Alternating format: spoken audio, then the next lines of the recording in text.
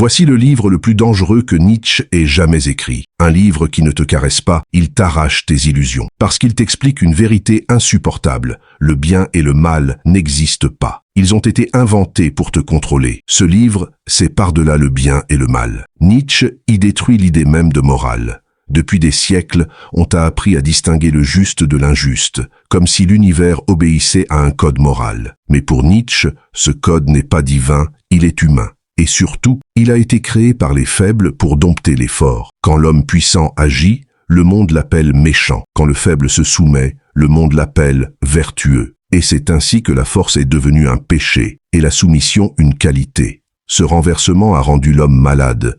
Il a transformé le courage en culpabilité, la joie en honte, la vie en faute.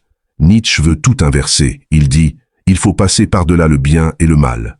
Cesser de juger selon la peur et recommencer à créer selon la puissance. » Mais attention, il ne parle pas de dominer les autres. Il parle de se dominer soi-même.